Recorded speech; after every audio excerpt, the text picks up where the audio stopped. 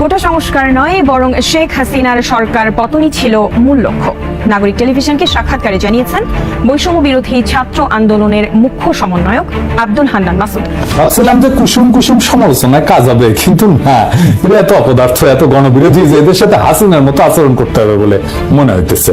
Breaking news, এবার সংবিধান লঙ্ঘনের ফলে কঠোর থেকে কঠোর সাজা পর্যন্ত হতে পারে প্রধান উপদেষ্টা ডক্টর ইউনূসের, এমনই আশঙ্কা জানিয়েছেন বাংলাদেশের রাজনৈতিক বিশ্লেষকরা। প্রিয় দর্শক, এই বিষয়ে বিস্তারিত জানতে আমাদের এই ভিডিওটি মনোযোগ দিয়ে দেখতে থাকুন। 5ই আগস্ট কোটা আন্দোলন নয়, এটি ছিল শেখ হাসিনাকে পদত্যাগ করানোর মূল উদ্দেশ্য।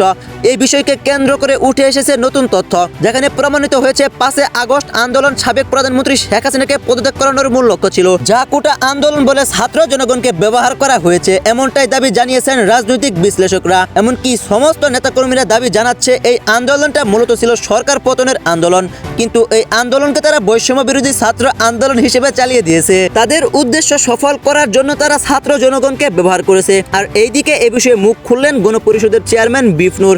বিস্তারিত দেখুন ভিডিওতে। আগেই ভালো ছিলাম তো, হাসিনাই ভালো ছিল। তারেক রহমান টাকা দিয়েছে জামাত ছাত্রদলের শিবিরদেরকে, আপনারা মেট্রো রেল ভাঙচুর করেছেন, অগ্নিসংযোগ করেছেন, সেটা তো চলমান থাকছে, সেটা অন্য একটা পরিকল্পনা, এটা হয়তো পরবর্তী আরেকটা সুযোগের অপেক্ষায় থাকতো।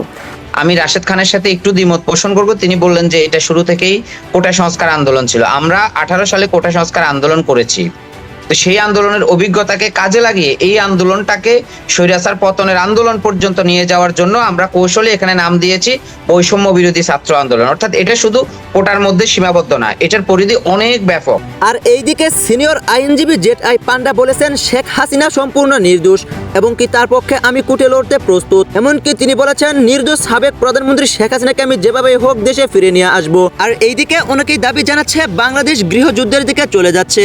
তাহলে কি আসলে বাংলাদেশ গৃহযুদ্ধের দিকে চলে যাচ্ছে? বিস্তারিত দেখুন ভিডিওতে। যদি সুযোগ হয় শেখ হাসিনার পক্ষে করব,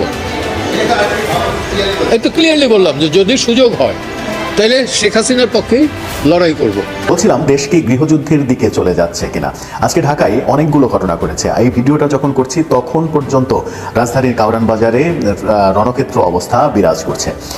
এর আগে আমরা সারাদিনে যেটা দেখেছি, দুইটা বড় ব্যাপার দেখেছি। সেটা হচ্ছে যাত্রাবাড়িতে অটোরিকশা শ্রমিকদের প্রায় লক্ষাধিক শ্রমিকের জমায়েত হয়েছে, সেখানে ধাওয়া পাল্টা ধাওয়া হয়েছে, সেখান থেকে আলটিমেটাম দেওয়া হয়েছে আগামীকালকের মধ্যে যদি তাদের ব্যাপারে সুরাহা না হয়ে যায় তাহলে তারা দ্বিতীয় গণ অভ্যুত্থানের ডাক দিয়েছে, অর্থাৎ ইউনূস সরকারকে হটানোর ডাক দিয়েছে। ইউনূস সরকারকে তারা রাখবে না, তাদের এবার শ্রমিকদের আন্দোলনে তারা ইউনূস সরকারকে সরিয়ে দিতে চায়।